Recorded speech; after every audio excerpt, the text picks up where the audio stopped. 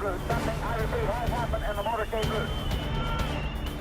Who controls the past, controls the future. Who controls the present, controls the past.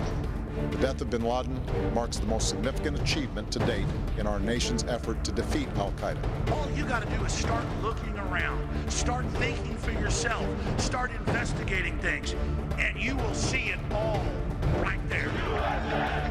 So you have the power. Humanity has the power.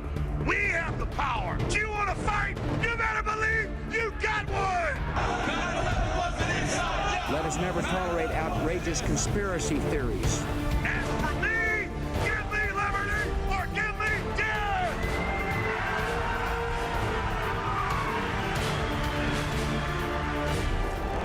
The answer to 1984 is 1776. Welcome to the InfoWars Nightly News. I'm your host, Jakari Jackson. It is May 9th, 2013, and here are our top stories. Tonight, breaking news from the State Department as the 3D printable gun is ordered to be shut down.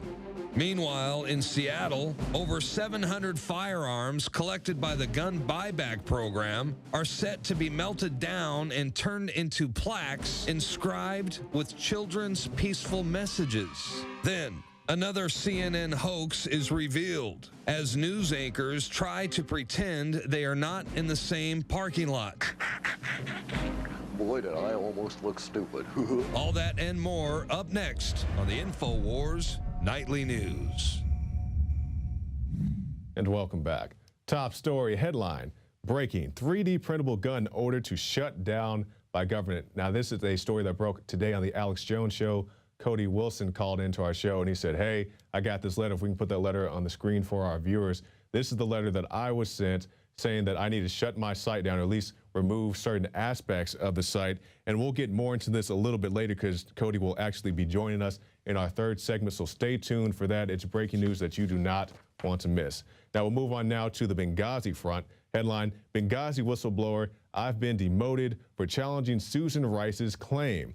Now you can see it right here. Gregory Hicks, former deputy chief of mission in Benghazi, told Congress today that the State Department officially began criticizing his job performance and that he was ultimately demoted after he asked why the U.S. ambassador to the United Nations, Susan Rice, attributed the Benghazi attack to the anti-Islamic YouTube video. You guys remember that stupid video. Hicks told the committee, I've effectively been demoted from deputy chief of mission to desk officer. They've been trying to silence these hearings. They pushed it back. I think it was on C-SPAN and C-SPAN 2, then C-SPAN 3. I don't even know where it's at now, but try to keep up with the Benghazi hearings the best you can. We'll move on now to our next story. Seattle to melt gun buyback firearms into peace plaques. Okay, let's see what they have to say. After collecting over 700 firearms at the Seattle Police Department's gun buyback program last January, Mayor Mike McGinn announced Tuesday that the firearms would be melted down and turned into plaques inscribed with children's, quote, peaceful messages. Despite the failure of SPD's last gun buyback program in 1992 and several studies showing gun buyback programs to be nothing more than political theater, the city of Seattle, in response to the school shootings in Newtown, Connecticut, set up yet another gun buyback program.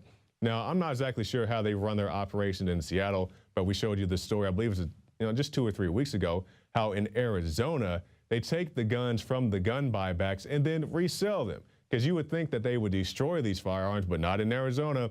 They give you a $50 gift card for you. Let's say you got a $3,000 M4 real tricked out. You should go turn it in for maybe $100, maybe $200. They give you this little dinky gift card and they go resell it to somebody else. So they don't even destroy it, or they keep it for themselves, which has often proved to be the case. And speaking of gun buybacks, this is something we got off our tip line. Guns for groceries, or groceries for guns, should I say. Now, this is something I want to point out. If you are in the city of Detroit, May 18th from 10 a.m. to 2 p.m., you can go to the new St. Paul Tabernacle Church of God in Christ. It is 15340 Southfield Service Drive in Detroit, Michigan. You can go turn in your gun for a dinky $50 gift card, or if you're got a little bit of cash on you, I'm sure you can go $100, $200, $300 at the most and get yourself a nice Carbon 15, AK, or Mac 11. So that is May 18th in the city of Detroit. Just throwing that out there. Australian activists defeat spy cameras in landmark case. Let's take a look now. You can see, I like that graphic right there. One nation under CCTV. That's exactly what they wanted, but not what they got. Let's take a look. A local resident opposed the introduction of CCTV cameras, successfully proved that public surveillance carried out by his city council not only broke Australia's privacy laws, but it also did nothing to prevent crime, the supposed reason for the installation. It was ruled that the council is to refrain from any conduct or action in contravention of an information protection principle or privacy code practice of. So you can go and read that full article for yourself, but great work to the people of Australia, at least this individual who dared stand up to his city council. And we'll be talking more about city councils here in just a little bit. We had a run-in with our city council member, Mark Martinez, about a month ago, and we'll be referencing that in just a little bit. But let's go now to Boston's top cop warns against a police state. Now, this is the cop that you guys know, Dan Badandi, had a chance to confront, and some other people as well. But these are the words he had to say. "We do not and cannot live in protective enclosures because of the actions of extremists who seek to disrupt our way of life," Davis told lawmakers, adding, "I do not endorse the actions to move Boston and our nation into a police state mentality with surveillance cameras attached to every light pole in the city." Now, I do respect Mr. Davis for coming out with this claim. I believe he was also talking about drones at one point, but he said he does want more cameras and undercover police officers at events. So, okay, you want a few more officers at events, but at least the guy doesn't want, you know, just like you said, cameras on every street pole, which they want in many places, and they have in cities such as London. Now, let's move on now. This is probably one of my favorite headlines of the night. Bizarre moment. CNN anchors unsuccessfully try to pretend they are not in same parking lot. Well, it's not very bizarre because they do stuff like this all the time. And we'll watch this video right here. You can see, look at the vehicles driving behind. I believe that's Nancy Grace. And look, okay, you saw the red car. Can we scroll that back, guys? All right, you saw the red car. All right, there it goes behind anchor number one. And here it comes, anchor number two. And let it keep rolling. You're going to see the same bus drive by. Okay, here comes the bus. There's bus, and there's the bus. So you can see right there, they are in the same parking lot, trying to pretend that they're on different sides of the city or wherever else, trying to pretend like they have a remote. And actually, Alex Jones made a report about this earlier this year, and we're going to re-air it for you right now. These are aerial pictures here in Harris County, Texas, as we have been watching the better part of this last hour. North Harris campus is on lockdown. This is an active situation. We are not showing you live pictures because of what we may possibly see. The corporate state-run media calls anybody that questions the official propaganda that's pumped out by the government and the dinosaur media as conspiracy theorist. And that's just a way to demonize your opposition and to try to get weak-minded people to not investigate the information that the alternative media is putting out. Now, that said, it doesn't mean that everything the government or mainstream media puts out is a lie. I've gotten a lot of criticism for not coming out and saying that Sandy Hook is an inside job. It has some of the telltale signs of being an inside job, but those are the same signs you will see if the government is simply using the crisis, like Rahm Emanuel has famously said, don't let a good crisis go to waste. Here's a clip of that. You never want a serious crisis to go to waste. And what I mean by that, it's an opportunity to do things that you think you could not do before. Now, again, in the last month and a half, I have not come out and said that this was clearly a staged event. Unfortunately, evidence is beginning to come out that points more and more in that direction, and we're going to show you that information in a moment.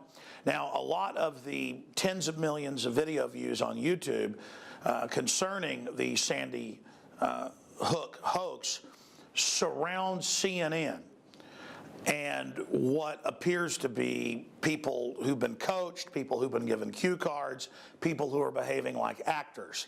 And we see CNN criticizing all the witnesses from the helicopter and the news crews and witnesses, adults that saw multiple people being detained who were in camo. We're told, oh, those are 5-year-olds saying that. It's a conspiracy theory. When it's not 5-year-olds saying that, it's adults. It's police admitting that, quote, police officers were arrested from other jurisdictions, creeping around in the woods. Something serious is going on here. And CNN over and over again is at the heart of the fishy things that are happening. Now, remember, in 1990, 1991, when the Gulf War started, CNN would send out their raw feeds to their news affiliates, and on it there was clear blue screens on top the roof of CNN Center in Atlanta with their top reporters claiming they were in Israel under sarin nerve gas attack from Scuds. And later they had to admit quietly, but this is on record, we're going to show you some clips, that indeed they were in Atlanta, Georgia, and that they were not being attacked by Scud missiles with sarin gas. CBS News got caught scripting videos as well. And there's a lot of examples of this. So let's go ahead and look at those clips. Yeah. Jesus Christ. I'm starting to get real bothered by all this. You ready?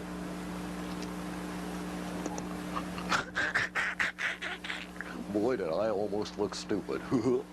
Charles Jaco, CNN, reporting live from Saudi Arabia. And that there are also firings in another city in Saudi Arabia. CNN's Carl Rochelle is here with me, just came up. Carl, I know we can't be very specific given these restrictions, but within those parameters, what did you see? Well, what I saw, I didn't see anything hit. I looked almost straight above us. There is a vapor trail coming from my right to my left, and there's a cloud of something. It looks like it might have been an explosion, a cloud. I'd say it was...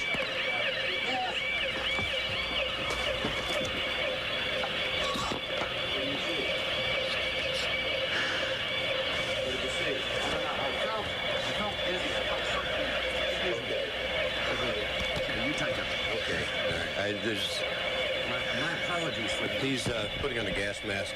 There hasn't been any gas dropped here that we could tell. You smell anything? No. You may smell some of the fumes from a missile exhaust going off. The missiles use a rocket, a cordite, some sort of burning. We just heard a little thump just then. But I have to apologize for that. I caught a whiff of something and felt momentarily dizzy. You're more experienced. Now remember, that's only a small portion of hours of raw CNN feed that back in the old days they didn't scramble the big satellite feeds because they thought most people wouldn't have a 12-foot dish to get it. But people did record that, and that's how they got caught with their pants down. And notice that blue screen in the background so they could project the Tel Aviv and Jerusalem skylines in the background. Coming up, we've got Anderson Cooper. Supposedly it's Sandy Hook, and it's clearly blue screen. I've worked with blue screen for 17 years. We've got it right in there. We know what it looks like. We know what the anomalies look like. And we know what happens when you don't tune it properly. It's clearly blue screen. And you can draw from that what you want. That's coming up in a moment. So CNN's done it before. I have mainstream news articles here out of the Washington Post, out of WorldNet Daily, where CNN had to admit that they had Army psychological warfare inside of their system, basically crafting the news. And then, of course, we have things like Operation Northwoods, where in 1961, the Joint Chiefs came to Kennedy with Lemnitzer's plan and said, we want to stage shootings around America in crowded public places like movie theaters and things, and on the street to blame the Soviets as a pretext for war with Cuba. And Kennedy said no. They've had the plan for mass shootings before, so we can't be attacked and others can't be attacked for questioning known liars who put on fake news and questioning a government that's been caught wanting to stage shootings. And they didn't just plan to stage shootings. In the 60s, 70s, and 80s, this was declassified by the Italian government and their president and the head of their CIA a few years ago, that the U.S. government used terrorists to stage terror attacks, and NATO did this as well to blame their political opposition, be they left or right, similar to what we saw with Oklahoma City. And part of that program was called the NATO Option or Operation Gladio. So look that up for yourself. I've also interviewed police officers that were involved in the rescue at Oklahoma City, like Mr. Browning, who's in the award-winning film A Noble Lie, who were threatened by the FBI if they talked about what they knew with death. But was told more than once or twice by agents in the area that people like my wife and I would have ended up dead by not going along with what we knew to be true. Wow, so you're a decorated Vietnam veteran, police officer. one of the heroes that responded when there could have been other bombs, and it was thought there were other bombs. And the FBI agents in the police office are telling you, do what you're told or you and your wife are dead. And you're saying this on record here, sir. Yes, sir. What did they know about? Federal agents inside planning the bombs in Oklahoma City. And it was Attorney General Holder, who later ran the false flag of Fast and Furious, who was Deputy Attorney General back in 1995, who ran the cover-up. And those emails have come out in different lawsuits that are available online if you'd like to look those up. Go out and check everything I'm telling you. You're going to find out it's even worse than I'm saying. In fact, that's what I get criticized for is, not covering at all this piece of evidence, that piece of evidence. There's too many. I clearly believe from the evidence children were really killed in Sandy Hook, and it's a real tragedy. But the fact that they're having people script things and that answers are being scripted is incontrovertible. We're going to get to some of that evidence right now. It's believed at this hour, and it's been confirmed to ABC News by state police there in Connecticut, that 2 shooters were initially believed involved in the mass shooting. One of those shooters now dead. What's not been confirmed is whether or not that gunman took his own life or whether or not there was something that ensued after authorities began arriving at the scene. Now, I'm just going to hit a few of the big unanswered questions of Sandy Hook. Just a few. The mainstream media keeps saying conspiracy theorists say there were multiple shooters. Nobody said that but a few poor 5-year-olds who were traumatized. So we go and look, and there's countless adult witnesses. There's helicopter footage. There's police reports. There's video. There's local news accounts saying, oh, it was a tactical officer from a nearby jurisdiction who happened to be hanging out in the woods and wearing the same thing as what people said the shooters were wearing. No big deal, though. Let's just go ahead and ignore that. And that's in the Newtown Bee and other publications. And then, again, we have the newscast saying other shooters and showing people being grabbed in the woods. But we're told we never saw that. Here's a clip. They did walk a guy out of the woods. I saw him walk a guy out earlier with handcuffs. He walked by us and said he didn't do it. It was a grown man. A grown man, yeah. He's sitting in the front of the police car over there now. So, I mean... He didn't have a gun? No, I didn't see any gun. Just had him handcuffed. And he walked by us and looked into parents' eyes and said, I didn't do it. How was he dressed? Camo pants with a dark jacket. Roger. Reports that the teacher saw 2 shadows running past the building, past the gym, which would be rear base. Near shooting. Yeah, we got them. They're coming at me down Cross Point. Come up the driveway left side. That's 6. This is it. One of the big issues out there that has people asking questions is Robbie Parker, who reportedly lost one of his daughters.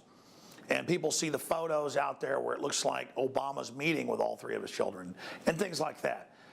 And when you watch the footage, I know grieving parents do strange things, but it looks like he's saying, okay, do I read off the card? He's laughing, and then he goes over and starts basically breaking down and crying. So let's show that clip. Family was there, and they're getting ready to come to the microphone, so we'll listen in. Okay.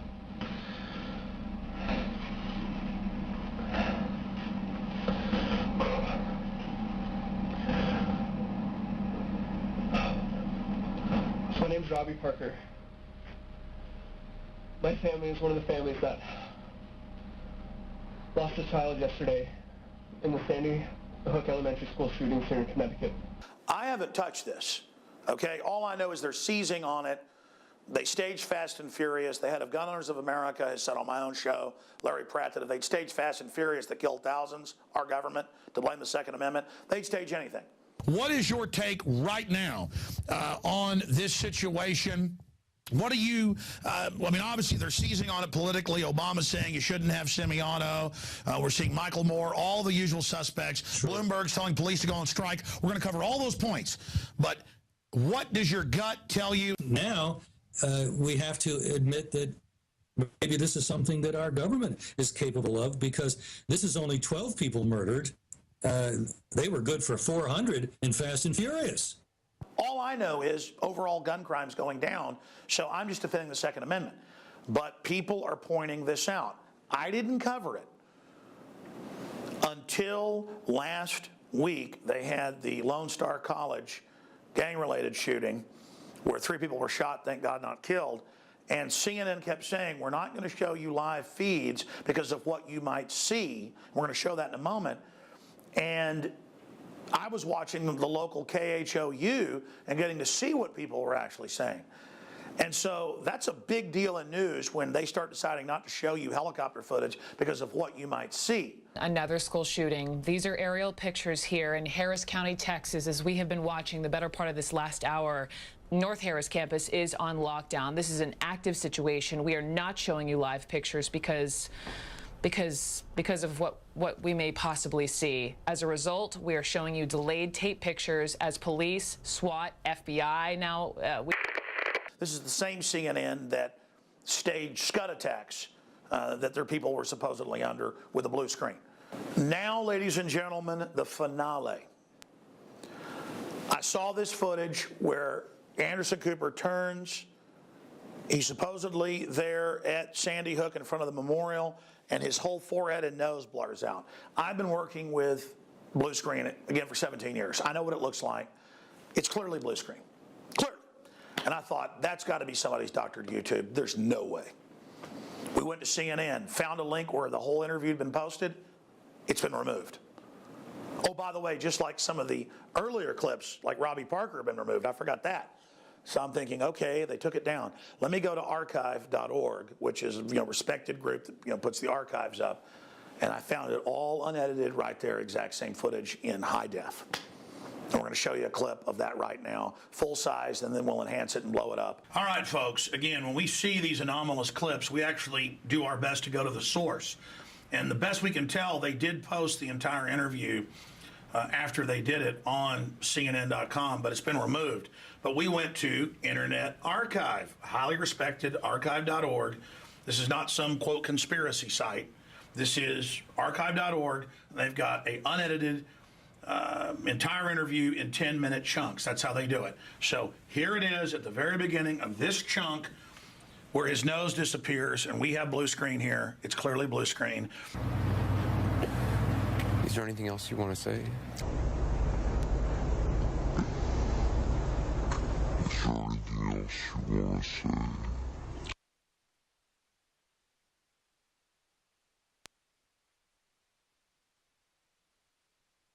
And Anderson Cooper has got some explaining to do, because I know blue screen when I see it. I believe children died at Sandy Hook. And there are a lot of parents going through serious grief, so that can account for some of the strange behavior. Nothing can account for what happens to his nose. And this is CNN, admittedly run by the Pentagon and PSYOPs, Washington Post, WorldNet Daily. This needs to be investigated. They're clearly using this to go after our guns. The government knows overall violent crime's down 49% in the last 20 years. They know more guns means less crime. So they're clearly being opportunistic. That's undoubted. Something, though, is really starting to get suspicious here. I mean, I'm sick of it always being a conspiracy. We know it's a conspiracy that they're putting people on Prozac and stuff that makes them go out and do this. We know that's the real cause of some of these real shootings. It's at the root. But the fact that this whole thing could be staged, it's just mind-blowing. Tell us what you think. Great job to all the people out there, the crowdsourcing that are researching all these clips. No wonder CNN won't put out a live feed anymore. I mean, they are panicked because they know you're watching and I'm watching. Just like Kurt Haskell, lawyer with his wife, with the underwear bomber a few Christmases ago. He saw the government getting him on the plane. He was the only guy to tell that story for a month and a half. And then on C-SPAN, the Undersecretary of State Kennedy admitted that they'd been ordered by an unnamed U.S. agency to help that patsy get on the plane. There have been numerous cases where our unilateral and uncoordinated revocation of a visa would have disrupted important investigations that were underway by one of our national security partners. They had the individual under investigation, and our revocation action would have disclosed U.S. government's interest in that individual and ended our colleagues' ability, such as the FBI, to pursue the case quietly and to identify terrorist plans and co-conspirators. The system's scared because they know I'm watching and you're watching. So you can't blame anybody for not believing known certified liars in the government and at CNN. It's that simple. Sorry, we don't trust you anymore. If you told us the sun came up in the morning, people would go out and check before they believed you. Alex Jones signing off for Infowars.com.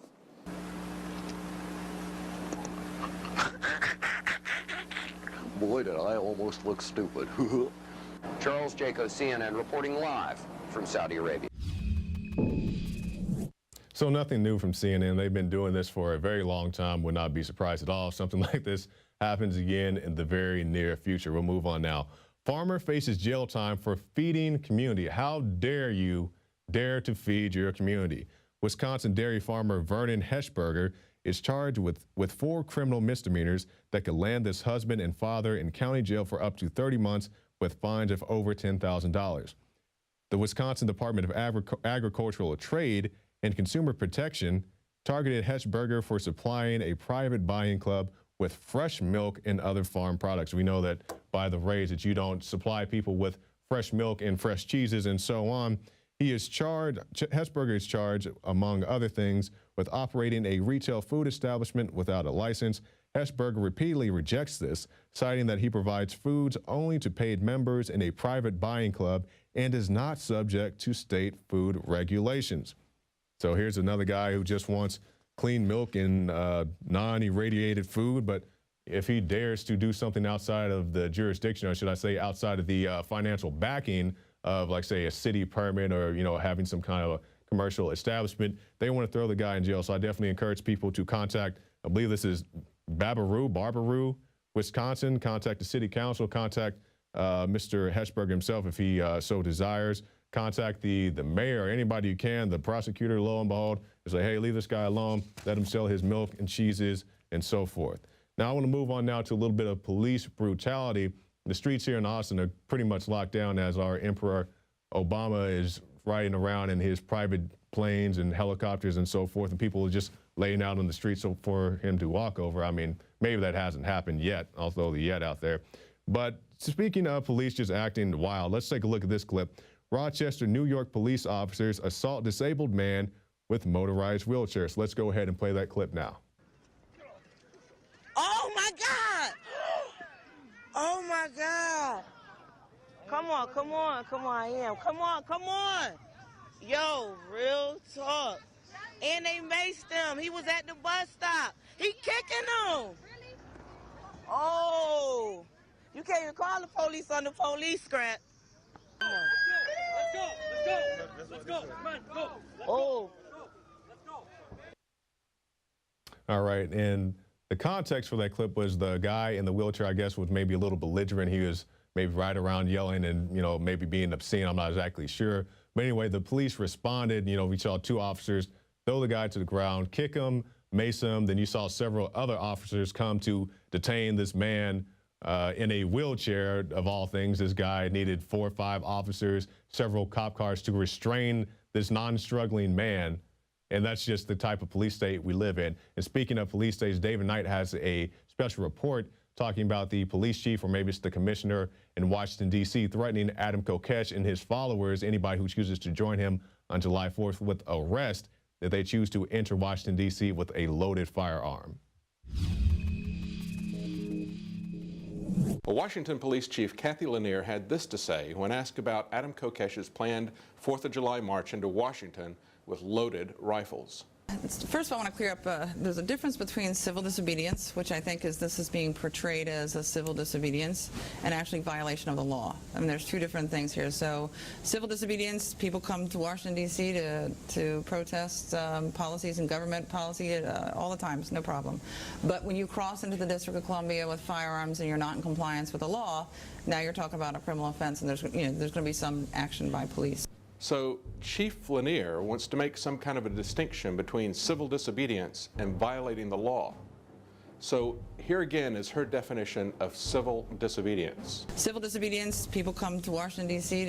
to protest policies and government policy all the time, it's no problem. Note that Chief Lanier characterizes peaceful assembly in order to petition the government as civil disobedience. But what law does a demonstration break?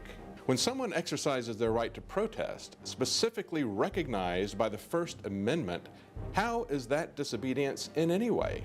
Since the D.C. police chief hasn't read the Constitution that she swore to uphold when she took office, let's remind her what it says. The right of the people peaceably to assemble and to petition the government for a redress of grievances. Chief Lanier. Going to Washington and protesting government policy is not civil disobedience. It's an exercise of a constitutionally guaranteed right.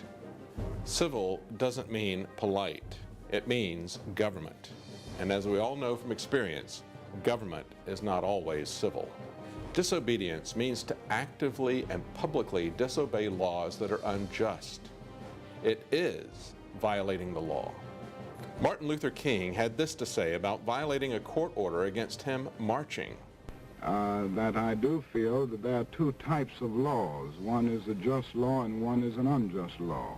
I think we all have moral obligations to obey just laws. On the other hand, I think we have moral obligations to disobey unjust laws because non-cooperation with evil is as much a moral obligation as is cooperation with good.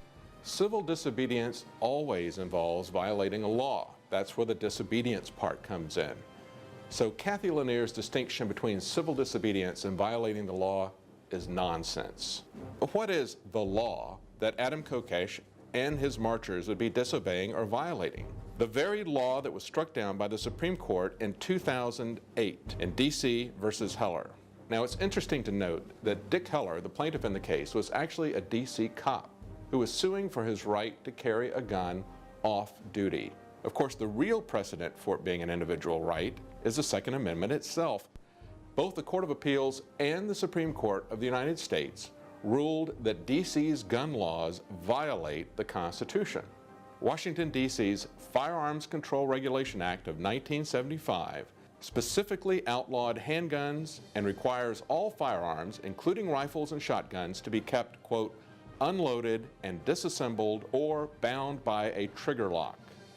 That is why I imagine Adam Kokesh and the D.C. marchers are going to be marching with loaded rifles to illustrate the fact that Police Chief Lanier and the District of Columbia have thumbed their noses at the Constitution and the Supreme Court decision of 5 years ago.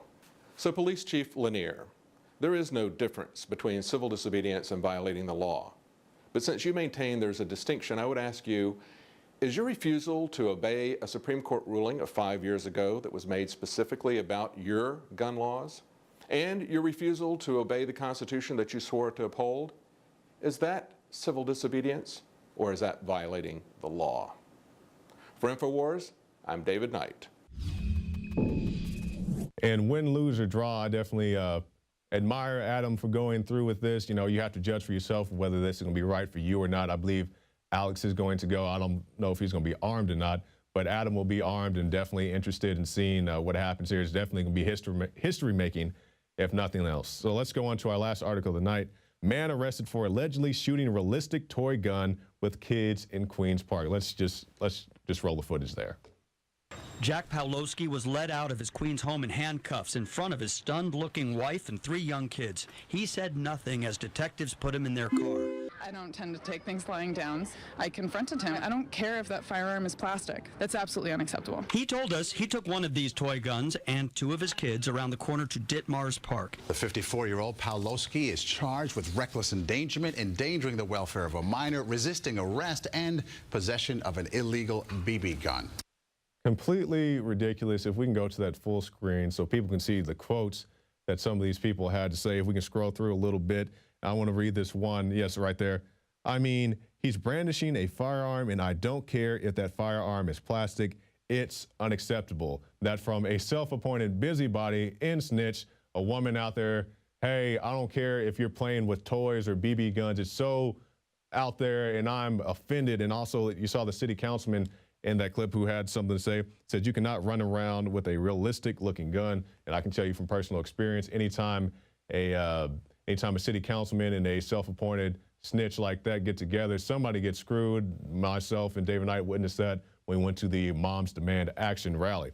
So that brings us to the end of this segment, but stay tuned because after the segment, we have 2 additional interviews, one with Ian DeSantis. He almost had his guns taken by the police. They tried to seize his guns after a mental health evaluation, even though there's nothing wrong with the guy. We'll talk to him, see what he has to say. And also Cody Wilson, who I alluded to earlier, is going to be joining us talking about the printable gun revolution. But for right now, let's go to our quote of the day. This from Frank Church.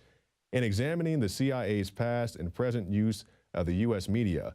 The committee finds two reasons for concern. The first is the potential inherent in covert media operations for manipulating or incidentally misleading the American public. And that from Frank Church. So if you want to support this broadcast, you want to see it continue, go to prisonplanet.tv and get yourself a 15-day free trial. There's a lot of great stuff there. The Alex Jones Show, the nightly news, the rants, all the good stuff is waiting right there for you. So stay tuned. Right after this segment, we'll be back with Ian DeSantis, and after that with Cody Wilson.